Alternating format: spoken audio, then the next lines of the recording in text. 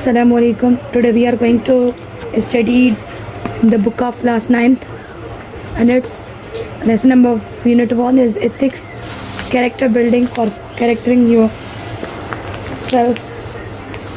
In this lesson we will read the last sermon of Nabi Kareem sallallahu alaihi wasallam. It means, what is the meaning of last sermon? यानी कि आखिरी खुतबो, हुजूर अकरम सल्लल्लाहु अलैहि वसल्लम जिन जो आखिरी खुतबो, हुजूर अकरम सल्लल्लाहु अलैहि वसल्लम जिनका आखिरी खुतबा. और नबी करीम हज़रत मोहम्मद रसूलुल्लाह ख़ातमुन नबीय्यीन सल्लल्लाहु अलैहि वसल्लम, the Rasul of Allah, the last of the Anbiyas, peace be upon him and upon his family and companions, was born in 571 AD at Makkah, Saudi Arabia, in a noble Quraysh family. असांजो आख़िरी नबी हुज़ूर अकरम सल्लल्लाहु अलैहि वसल्लम जेको अल्लाह जो रसूल आहे ऐं अंबियाउनि मां आख़िरी अंबिया आहे. रहमत हुजे उन्हनि जे मथां, उन्हनि जे घर वारनि ते, उन्हनि जे साथियुनि ते. उहे पैदा थिया 571 ईस्वी मक्के सऊदी अरेबिया जे हिकु अज़ीम कुरैश ख़ानदान में. The Quraysh used to worship idols and did not believe in one Allah. और नबी करीम हज़रत मोहम्मद रसूलुल्लाह ख़ातमुन नबीय्यीन सल्लल्लाहु अलैहि वसल्लम asked with the Quraysh not to worship their false god. हुजूर अकरम सल्लल्लाहु अलैहि वसल्लम जॾहिं पैदा थिया तॾहिं बुतनि कुरैश जेके हुआ बुतनि जी पूॼा कंदा हुआ ऐं हिकु अल्लाह खे न मञींदा हुआ. उहे पंहिंजे कूड़नि खुदावनि जी इबादत कंदा हुआ. He told them that he was the Nabi of Allah and asked them to accept Islam. उन्हनि खे ॿुधायो त हू अल्लाह जो नबी आहे ऐं उन्हनि खे चयनि त इस्लाम क़बूल कयो ऐं हिकु सचे ख़ुदा जी इबादत कयो. Most of them refuse to accept Islam. उन्हनि मां घणनि इस्लाम क़बूल करण खां इनकार कयो. They thought that he was against their gods and their ancestors. Sania हाणे चुप कर. उहे सोचनि पिया त इहे उन्हनि जे ख़ुदावनि जंहिंजी इबादत कंदा आहिनि. असां नंढा हुआसीं, नंढे हूंदे खां वठी असां पंहिंजे वॾनि खे ॾिठोसीं त उहे जेके आहिनि उन्हनि बुतनि जी इबादत कंदा, उन्हनि आइडियल्स जी इबादत कंदा, उन्हनि गॉड्स जी इबादत कंदा. हाणे उहे असांजे जेको आहे उन्हनि खे ख़ुदावनि खे ई कूड़ो था चवनि. हुननि जे दिमाग़ में इहो त जॾहिं असांजे वॾनि जेको कयो असां उन्हनि खे फॉलो कयूं, असां हिननि जी छो ॿुधूं. न उज़बिल्ला हुननि जे माइंड में इहो, इन जे करे हू इहो पिया सम्झनि त हीअ जेको आहे हुज़ूर अकरम सल्लल्लाहु अलैहि वसल्लम उहो उन्हनि जे वॾनि जे ख़िलाफ़ु आहे ऐं उन्हनि जे ख़ुदावनि जे ख़िलाफ़ु आहे. They opposed this new faith so much that Nabi Karim sallallahu alaihi wasallam had to ask the believers to migrate to Yathrib, a city 320 kilometers 200 miles north of Makkah. हिन जे माण्हुनि नओं ईमान आंदो, जंहिं नओं इस्लाम क़बूल कयो, जंहिं इस्लाम ते यकीन कयो. हुज़ूर अकरम सल्लल्लाहु अलैहि वसल्लम उन्हनि यकीन कंदड़नि खे शहर जंहिंजो नालो यथरब ओॾां हिजरत करे वञण जो हुज़ूर अकरम सल्लल्लाहु अलैहि वसल्लम चयो. यानी कि छो जो मुखालिफ़ीन घणा हुआ, उन्हनि मुखालिफ़नि खां बचण जे लाइ हुज़ूर अकरम सल्लल्लाहु अलैहि वसल्लम पंहिंजे यकीन कंदड़नि खे यथरब ॾांहुं हिजरत करण जे लाइ चयो.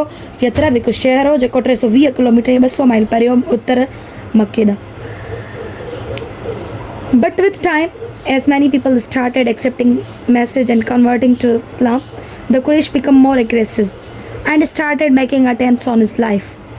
जीअं जीअं वक़्तु गुज़रंदो वियो ऐं माण्हू इस्लाम क़बूल कंदा विया, यानी कि हू हिंदुनि ॾांहुं हू पंहिंजे ॿियनि ख़ुदावनि खे छॾे करे अलाह जी इबादत करणु लॻा. हू सम्झणु लॻा त हीउ नबी सचो आहे.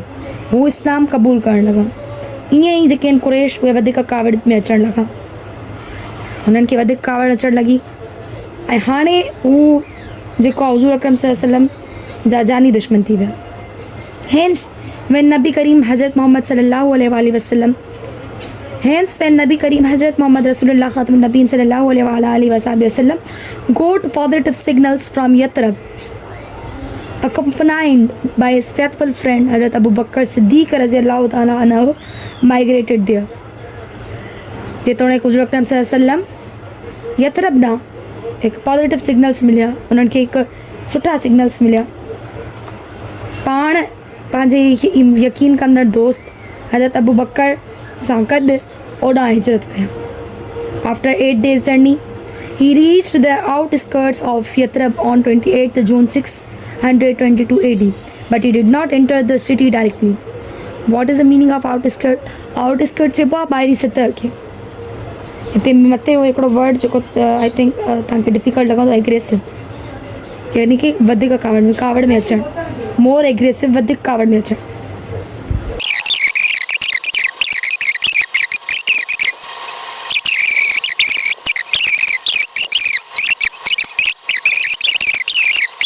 हटाए करे जल्दी हुनजो यथरब नालो हटाए करे मदीनतुन नबी नालो रखियो वियो, जंहिंजी लफ़्ज़ी मायना आहे नबीअ जो शहर। पर मदीनतुन नबी जल्दी ख़तमु कयो वियो ऐं नालो सिर्फ़ु मदीना रखियो वियो, यानी त द सिटी, यानी कि सिर्फ़ु शहर। ओके, कंदे at the time of arrival नबी करीम हज़रत मोहम्मद रसूलुल्लाह ख़ातमुन नबीय्यीन सल्लल्लाहु अलैहि वसल्लम इन मदीना द सिटी हैड 4 ब्रॉड ग्रुप्स ऑफ पीपल। जॾहिं हुज़ूर अकरम सल्लल्लाहु अलैहि वसल्लम मदीने पहुता उन वक़्तु उन शहर में 4 वॾा ग्रोह हुआ। कहिड़ा कहिड़ा 4 वॾा ग्रोह, अॻिते तव्हां ॿुधंदो। हुज़ूर अकरम सल्लल्लाहु अलैहि वसल्लम ते इहा सम्झो त हिते सुकून भरी ज़िंदगी हूंदी, और हिते जॾहिं पाण पहुता त पाण खे ख़बर पई त हिते बि छा आहिनि, 4 वॾा ग्रोह आहिनि। There were the Muslims, including those who were from Medina and those who had immigrated from Mecca. उन्हनि में कुझु मुसलमान उहे शामिल हुआ जेके मदीना खां हिजरत करे आया, मदीने जा हुआ, ऐं जेके मके खां हिजरत करे आया। Then there were hypocrites, that is those who embraced Islam in name only but actually were against it. Hypocrites मुनाफ़िक़ खे चयो वेंदो आहे कि मुनाफ़िक़ हूंदा आहिनि, यानी कि उहो प्रिटेंड हिकिड़ी शइ कंदा आहिनि पर अंदरां हू ॿिया हूंदा आहिनि, यानी कि उहो ॾेखारींदा इहो आहिनि त असां तव्हां सां गॾु आहियूं, उहो इहे पिया ज़ाहिर कनि त असां इस्लाम क़बूल कयो आहे, यानी कि नाले में रुगो इस्लाम क़बूल पिया कनि पर असल में उहो इस्लाम जे ख़िलाफ़ु हुआ, असल में उहो इस्लाम जे ख़िलाफ़ु हुआ। Additionally, there were the people of Aus and Khazraj who were still pagans but were likely to accept Islam. उन्हनि में पिणु उहे माण्हू हुआ जेके औस ऐं खज़रज हुआ, उहे अञा ताईं त काफ़िर आहे पर उहे वेझड़ी इस्लाम क़बूल करणु पसंदि कंदा, यानी कि उहे चाहिनि पिया त असां इस्लाम क़बूल कयूं।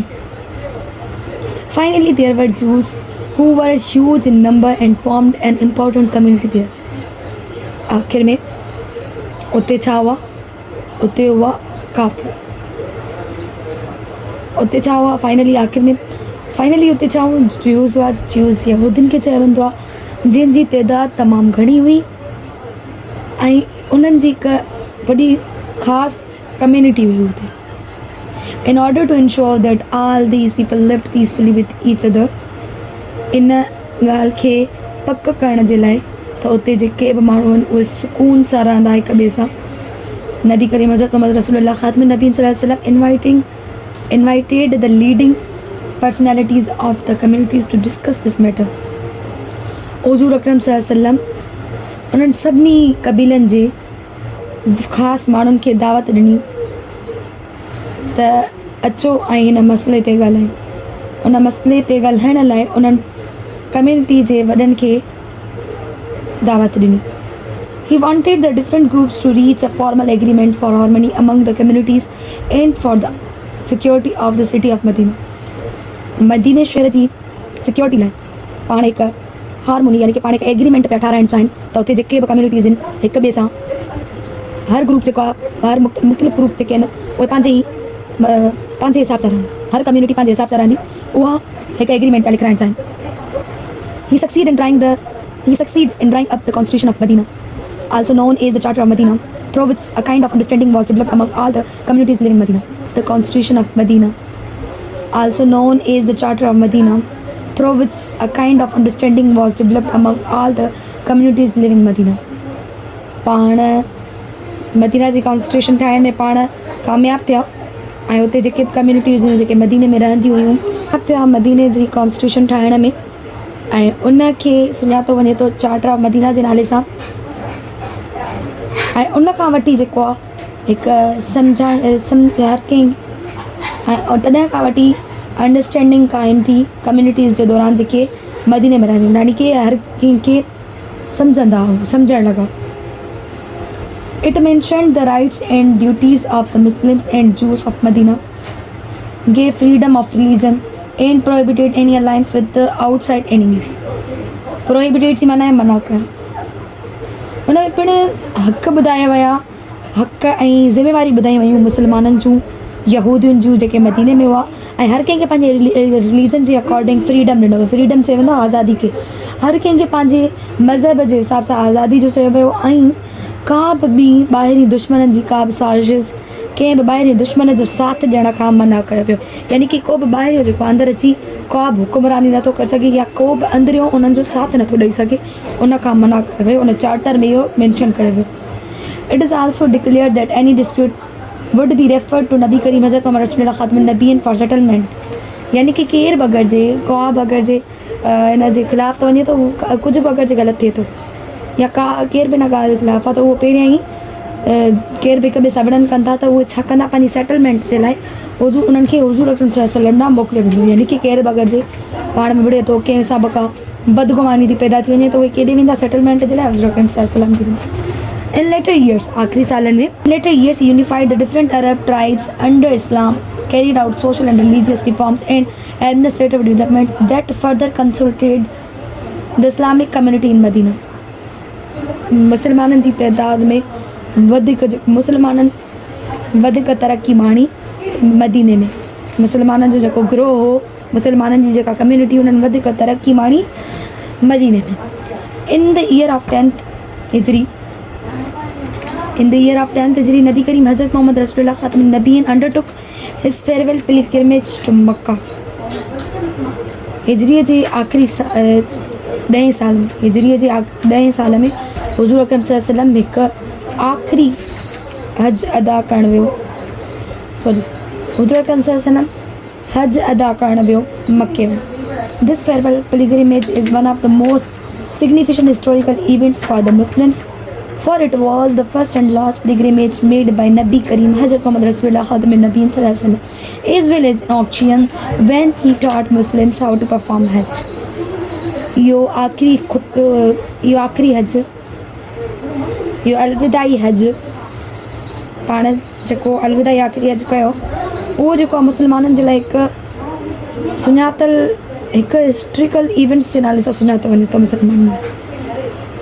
हिन जे लाइ छो जो उहो पाण करीम सल्लल्लाहु अलैहि वसल्लम जिन जो आख़िरी ऐं पहिरियों हज हो, ऐं हुन खां पोइ इन ई मौक़े ते पाण हुज़ूर अकरम सल्लल्लाहु अलैहि वसल्लम मुस्लमाननि खे सेखारियो त कीअं हज अदा कबो आहे. हज जी अदायगी पाण मुस्लमाननि खे सेखारी. More over it was during the हज, वधीक उन्हनि हज जे दौरान दैट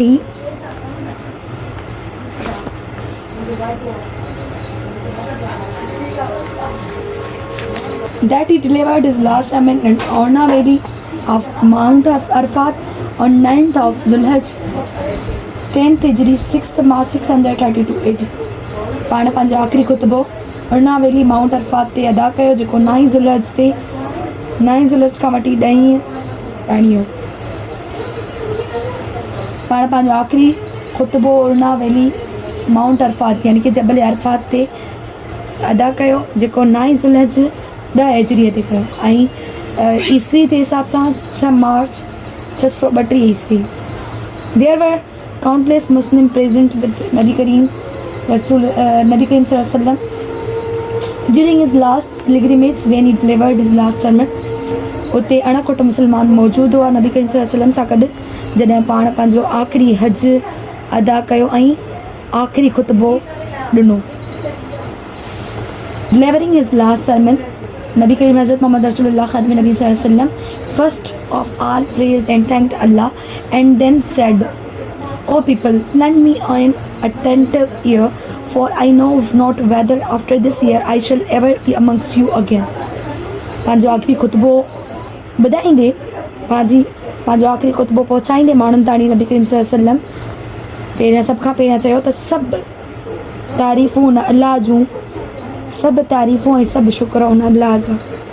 ऐं पोइ उन्हनि चयो, ए माण्हू मूं ॾांहुं ॿुधो, पंहिंजे गौर वारनि मूं ॾांहुं ॿुधो, पंहिंजे तवजा वारनि कननि सां.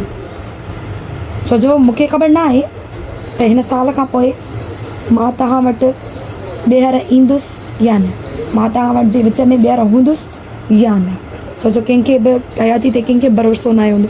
हीअ त पोइ बि या ADHD जहिड़ी कास्ती आहे ई न. Therefore, listen to what I am saying to you very carefully and take these words to those who could not be present here today. इन जे करे मुॾा ॿुधो ध्यान सां जेको मां तव्हांखे चवां थो, ऐं इहे लफ़्ज़ जेके मां तव्हांखे ॿुधाए रहियो आहियां इहे उन्हनि ॾांहुं पहुचायो जेके हिते मौजूदु न आहिनि. Then amongst other things, he gave the following message. उन्हनि सभिनी शयुनि खां पोइ उन्हनि ही मैसेज ॾिनो. O people, regard the life and property of every Muslim as a scared trust. हे माण्हू ज़िंदगी ऐं मिल्कियत हर मुसलमान लाइ हिकु ख़ौफ़नाक सच आहे. ज़िंदगी ऐं मिल्कियत हर मुसलमान जो हिकु ख़ौफ़नाक सच आहे. Return the goods entrusted to you to their rightful owners. उहे सभु शयूं जेके तव्हां बेईमानीअ सां कयूं आहिनि उहे उन्हनि हक़दारनि ॾांहुं वापसि कयो. जेके उन्हनि जा हक़दार आहिनि, सही हक़दार आहिनि, उन्हनि ॾांहुं वापसि कयो. Hurt no one so that no one may hurt you. कंहिंखे बि आज़ारी न कयो, कंहिंखे बि आज़ारी न कयो त जीअं केरु तव्हांखे आज़ारी न करे. बी अवेयर ऑफ शैतान for the safety of your religion. पंहिंजे मज़हब जी सेफ्टीअ लाइ शैतान जे शर खां बचो. He has lost all hope that he will never be able to lead you astray in big things. So be aware of following him in a small things. हू उमेद हारे छॾींदो तव्हांखे वॾियुनि शयुनि ॾे बदगुमान करण जूं. अगरि तव्हां नंढी शयुनि में आगाह थी वेंदो त हू तव्हांखे वॾियुनि शयुनि ॾांहुं गुमराह करण जी उमेद हारे वेहंदो. O people, it is true. Oh people, it is true that you have certain rights with regard to your women, but they also have rights over you. हे माण्हू इहो सच आहे त तव्हांजा हक़ आहिनि तव्हांजी औरतुनि ते, पर उन्हनि जा बि पिणु कुझु हक़ आहिनि तव्हांजे मथे. All mankind is from Adam and Adam was created from dust. सभु इंसान ज़ात आदम मां आहिनि ऐं आदम खे मिटीअ मां ठाहियो वियो आहे. The noblest of you in Allah's sight is the most good God fearing. तव्हां सभिनी मां अज़ीम तरीन उहो आहे जेको अलाह जे जंहिंखे नज़रनि में अलाह जो डपु आहे. तव्हां सभिनी मां अज़ीम हस्ती उहो आहे जंहिंजी नज़र में अलाह जो ख़ौफ़ आहे. An Arab has no superiority over non-Arab, nor does a non-Arab have any superiority over an Arab. A white has no superiority over a black, nor does a black have any superiority over a white, except by pity and good action. कंहिं बि अरबीअ खे कंहिं बि अजमीअ ते का तवक्का हासिल न आहे. कंहिं अरबीअ खे कंहिं अजमीअ ते या कंहिं अजमीअ खे कंहिं अरबीअ ते का बि तवक्कल हासिल न आहे, का बि वॾाई हासिल न आहे. न ई कंहिं अछे खे कंहिं कारे ते, न ई कंहिं कारे खे कंहिं अछे ते का तवक्कल हासिल आहे, सवाइ तव्हांजनि सुठनि अमलनि ऐं नेकियुनि खां. I therefore crush under my feet all the false claims to greatness and superiority founded on blood or wealth. मां इन जे करे पंहिंजे पेरनि हेठां उन सॼनि कूड़नि दावनि खे, सॼनि कूड़नि वॾाइनि खे, उन्हनि रत खे ऐं उन दौलत खे ख़तमु कयां थो. मां पंहिंजे पेरनि हेठां दॿोचियां थो उन्हनि आला रतनि खे ऐं दौलतुनि खे. Every Muslim is brother to every Muslim and that the Muslims consolidate one brotherhood. हर मुसलमान ॿिए मुसलमान जो भाउ आहे. इन लाइ हर मुसलमाननि में पाण में भाईचारो हुजे. Nothing shall be limited to a Muslim which belongs to a fellow Muslims unless it was given freely, willingly. कंहिं बि मुसलमान जो ॿिए कंहिं मुसलमान ते को हक़ न आहे जेसि ताईं हर कंहिंखे पंहिंजे हिसाब सां पंहिंजी आज़ादी आहे ऐं पंहिंजी ख़्वाहिश आहे. Nabi Karim Sallallahu completed his last sermon by saying, "Be my witness, O Allah, that I have conveyed your message to your people." नबी करीम सल्लल्लाहु अलैहि वसल्लम पंहिंजो आख़िरी ख़ुतबो ही लफ़्ज़ चवंदे ख़तमु कयो त गवाह रहिज ए मुंहिंजा ख़ुदा, मां तुंहिंजो पैगाम तुंहिंजे माण्हुनि ताईं पहुचाए चुको आहियां. The message conveyed in sermon are for all times. इहो मैसेज जेको हिन ख़ुतबे में ॿुधायो वियो हो उहो हर वक़्त लाइ. If the Muslims follow these messages, the result will be a fair and equitable society in which there will be honesty and justice, and meritocracy will be the guiding principle. अगरि जे मुस्लमान इन मैसेज ते अमल कंदा त उन जे result में मुआशरे में बराबरी ईंदी ऐं सचाई ईंदी, इंसाफ़ ईंदो ऐं हर माण्हूअ खे असूलनि जे ख़िलाफ़ु हलण में का आर महसूसु न थी। ऐं हर माण्हू असूलनि जे ख़िलाफ़ु असूलनि जे मुताबिक़ हलंदो ऐं हर माण्हू असूलनि जे मुताबिक़ हलंदो। हीउ लेसन जेको पूरो हुज़ूर अकरम सल्लल्लाहु अलैहि वसल्लम जिन जे बारे में हो त कीअं हुज़ूर अकरम सल्लल्लाहु अलैहि वसल्लम जेको आहे इस्लाम जेको आहे कुरैश खे ही लेसन में जेको मेन मां तव्हांखे इन द एंड में सॼो ॿुधाईंदी हलां त हीउ लेसन हो छाजे अबाउट। सो हिन लेसन में पहिरियां ॿुधायो वियो त हुज़ूर अकरम सल्लल्लाहु अलैहि वसल्लम पैदा किथे थिया, पाण कॾहिं ॼावा, किथे ॼावा, कहिड़े क़बीले में ॼावा। उनखां पोइ ॿुधायो वियो त पाण जे क़बीले में ॼावा उते उन्हनि उहे कंहिंजी इबादत कंदा हुआ। पोइ पाण उन्हनि खे चयो त हू बुतनि जी इबादत कंदा, कूड़नि खुदावनि जी इबादत कंदा। पाण उन्हनि खे चयो त तव्हां कूड़नि खुदावनि जी इबादत करणु छॾियो, हिकु अलाह खे। पोइ उन्हनि मां कुझु इस्लाम क़बूल कयो, जंहिं इस्लाम क़बूल कयो उन्हनि जे उहे जेको आहे कुरैश ख़िलाफ़ु थी पिया। पोइ उन्हनि खे पाण जेको आहे हिजरत, पाण उन्हनि खे यतरब ॾांहुं हिजरत करण जो चयो। यतरब जंहिंजो नालो अॻिते हली करे मदीनतुन नबी रखियो वियो ऐं पाण बि हज़रत अबू बकर सां गॾु जेको आहे मदीने ॾांहुं हिजरत कयनि। उनखां पोइ पाण हिजरत करण खां बाद में उते बि ॾिठो, मदीने में बि ॾिठो त उते 4 ग्रुप्स हुआ। उहे कहिड़ा कहिड़ा ग्रोह हुआ, चइनि ग्रोहनि जा नाला आहिनि। पहिरियां हो मुस्लिम्स जेके उते मदीने में मौजूदु हुआ ऐं जेके मके ॾांहुं हिजरत कराया ॿई। उनखां पोइ औस एंड खज़रज हुआ। उनखां 3 नंबर ते पेगान्स हुआ ऐं उनखां पोइ हुआ the last one that were juice. इन्हनि चीनी क़बीलनि जे विच में पाण हिकु चार्टर ठाहियो। उनखां पोइ उन चार्टर जे मुताबिक़ सभु हलणु लॻा। उन चार्टर में इहो रखियो वियो त हर कंहिं कम्यूनिटी खे, हर कंहिं ग्रोह खे पंहिंजा राइट्स आहिनि। इनखां पोइ अगरि जे केर बि ॿाहिरीं का बि ताक़त अगरि जे अंदरि हमिलो करणु चाहे या कंहिंजे ख़िलाफ़ु थी थिए त को बि कम्यूनिटी हुनजो साथ न ॾींदी। ऐं अगरि जे कंहिंजे विच में को इशू क्रिएट थिए त उहो बि सेटलमेंट जे लाइ हुज़ूर अकरम सल्लल्लाहु अलैहि वसल्लम ॾे ॾींदो। उनखां पोइ पाणनि जे आख़िरी हज जे हज जे बारे में ॿुधायो वियो। पाण जेको हज अदा कयो, 3 हिजरी में अदा कयो, 2 हिजरी में अदा कयो ऐं ईस्वी तॾहिं 632 6 मार्च हुई ऐं अकॉर्डिंग टू इस्लामिक कैलेंडर 9 ज़ुलहज हुई। उनखां पोइ पाण उरना वैली माउंट अरफात ते हज अदा कयो ऐं उन में अणखुट मुस्लमाननि जी तइदादु हुई। पाण पंहिंजो आख़िरी ख़ुतबो हुन हज में ॾिनो, जंहिंमें उन्हनि ॿुधायो त मूंॾा ॿुधो गौर सां, कहिड़ी ख़बर त मां हिन खां पोइ तव्हांजे विच में हुजां या न हुजां। हुननि इहो सॼो मैसेज कंहिंजो, अलाह जो पैगाम पंहिंजे उन्हनि नबी ताणी पहुतो ऐं उन्हनि इहो सॼो पैगाम माण्हुनि ताणी पहुचायो। उन मैसेज में उन्हनि ॿुधायो त जेका बि प्रॉपर्टी आहे या ज़िंदगी आहे मुस्लमाननि जी, उहो हिकु ख़ौफ़नाक सच आहे। ऐं अगरि जे तव्हां कंहिंसां जेको आहे कंहिंजे बेईमानीअ सां का शइ उन्हनि जी तव्हां पाण वटि रखो था त उहा शयूं वापसि कयो, उनजो ऑनर ॾियो। छो जो ॾिसो, अगरि जे असां हिन दुनिया में उन्हनि जा कुझु खाईंदासीं पैसा वग़ैरह, त अॻिले जहान में हिन खां वधीक असांखे ॾियणो पवंदो। ऐं कंहिंखे बि हर्ट न कयो। माफ़ु करण सां जे रिलेटेड तव्हांखे हिकिड़ो सेंटेंस ॿुधाईंदी हलां त अलाह ताला फरमाए थो त अगरि जे तव्हां कंहिंखे हर्ट था कयो त जेसि ताईं उहो बंदो तव्हांखे माफ़ु नथो करे तेसि ताईं मां बि तव्हांखे माफ़ु नथो करे सघां। यानी कि एतिरो ॾिसो, दिलि आज़ारी करण जे एतिरो वॾो नुक़सानु। इन जे करे बहितरु इहो रहंदो त असां कंहिंखे हर्ट ई न कयूं। असां कंहिंखे हर्ट न कंदासीं त केरु असांखे बि हर्ट न कंदो। उनखां पोइ चयो वियो त शैतान जे शर खां बचो। छो जो शैतान जेको आहे उहो वॾा गुनाह कराईंदो आहे। अगरि जे तव्हां उन नंढियुनि शयुनि में ई उनखां जेको शैतान जे शर खां बची वेंदो त उहो तव्हांखे वॾनि गुनाह कराइण जी उमेद बि हारे रहंदो। उनखां पोइ चयो त औरतुनि जा बि कुझु हक़ आहिनि उन्हनि मर्दनि ते। ए माण्हू तव्हांजा हक़ आहिनि मर्दनि तव्हांजा हक़ आहिनि तव्हांजी औरतुनि ते, पर उन्हनि जा बि कुझु हक़ आहिनि तव्हांजे मथां।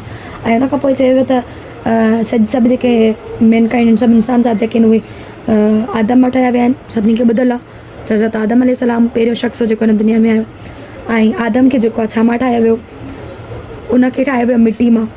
ऐं अलाह जेको आहे, अलाह जी नज़र में सभ खां वधीक अज़ीम इंसानु उहो आहे जंहिंजी नज़र में अलाह जो ख़ौफ़ हुजे। ऐं कंहिं अरबीअ खे कंहिं अजमीअ ते असां काफ़ी हूंदा आहिनि, चवंदा आहिनि हीअ त कारो आहे, कलर ते उहो हुनखे न जज कंदा आहिनि। सो कंहिंखे बि को राइट न आहे कंहिंखे कारो चवण जो, कंहिंखे ड्रिगो चवण जो, कंहिंखे मोटो चवण जो। इहे सभु नाला रखणु छॾे ॾियो, इहो बि वॾे में वॾो गुनाह अथव, बीइंग अ मुस्लिम। उनखां पोइ हुज़ूर अकरम सल्लल्लाहु अलैहि वसल्लम चयो त मां जेके बि न वॾायूं आहिनि, जेके पंहिंजी दौलत जे हिसाब सां सम्झनि था त मां वॾो माण्हू आहियां, या चवनि था त मुंहिंजो रत रिश्ता अमीर हुआ त मां बि अमीर आहियां, मां हीअं आहियां, पंहिंजे पाण खे सम्झणु त हुज़ूर अकरम सल्लल्लाहु अलैहि वसल्लम चयो त मां उन्हनि सभिनी वॾाइनि खे पंहिंजे पेरनि हेठां दॿो अचां थो।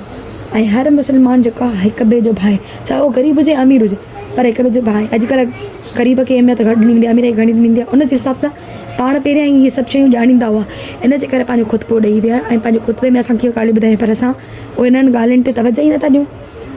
आई होप त हिन लेसन खां पोइ तव्हां इन्हनि ॻाल्हियुनि ते तवजो ॾींदो। उन खां पोइ हुज़ूर अकरम सल्लल्लाहु अलैहि वसल्लम इहो ॿुधाईंदे चयो त हर कंहिंखे पंहिंजी आज़ादी सां रहण जो हक़ु आहे।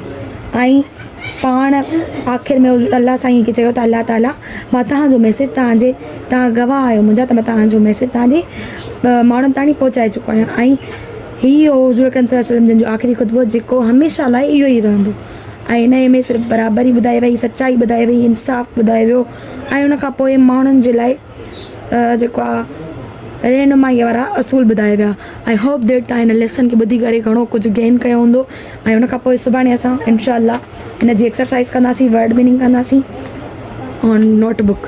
आई होप देट ही सॼो चैप्टर तव्हांजे लाइ ॾाढो हेल्पफुल थींदो। अल्लाह हाफ़िज़, विल मीट ऑन नेक्स्ट वीडियो।